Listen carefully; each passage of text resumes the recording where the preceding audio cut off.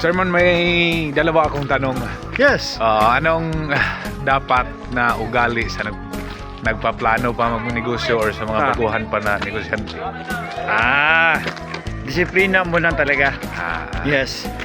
Disiplina. Kasi maraming negosyante na parang pagsamahin pa rin nila yung personal. So in terms of handling pera, disiplinahin mo na talaga yung sarili. Kumbaga, for example lang, kumita, dapat maglaan mo na talaga ng savings sa negosyo para sa paglaki. Ayan. Okay, maraming salamat, Chairman. So, pangalawang tanong, last na to, Chairman. Yes. So, ano po ang routine or daily habit mo, Chairman? Para Yes. kagaya sa'yo. Morning, maaga talaga ang gising. Mga... Coffee. Anong oras Mag-isip po, ka Chairman? ng mostly alas 6. Then, mag-isip ka para sa lahat ng gagawin mo the next day na. So, Sige. routine, ikot lang yan. Ikot lang yan. Sometimes kasi, yung mga planning hindi ma-execute kasi paiba-iba yung isip mo.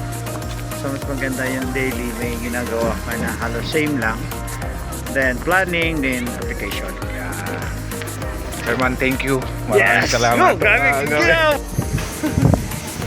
Kasama ko yung isang bilyonaryo. Coach Dundi. May maniwala. Coach, may tanong lang ako. Maniwala yun. May dalawang katanungan lang. Anong dapat na ugali sa mga nagplano or baguhan na negosyante? Dalawa dapat? Hindi. Isang Isa lang. Siguro ang isa, dapat merong growth mind. Wow.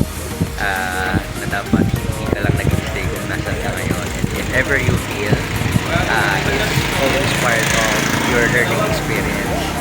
Na even if you start all over again, nag-feel ka, babaunin mo yung experience na yun to do better next time. And even if you succeed, hindi nagtatapos dun yung success mo, dapat patuloy or tuloy-tuloy yung growth mo as entrepreneur. Ayan. Grabe. Sige ka na tanong ko. I'm excited. Sige. Ang dami. Dalawang tanong. Anong dapat, ano ang habit or routine mo? Daily routine or habit?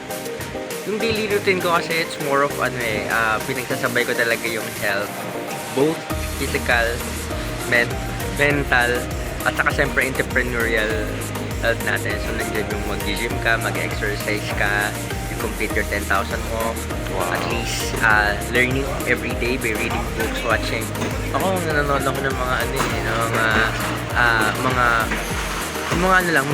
sa YouTube lang, mga from my favorite entrepreneur din, mga advices nila sa... Pwede pong sabihin mo kung sino yung mga idol mo, yung pinapanood mo. Kasi sa akin, more of din sa business din, like sila Ezra Firestone, sila Deepesh Mandalia, or e-commerce growth lang din. So, Coach, maraming salamat.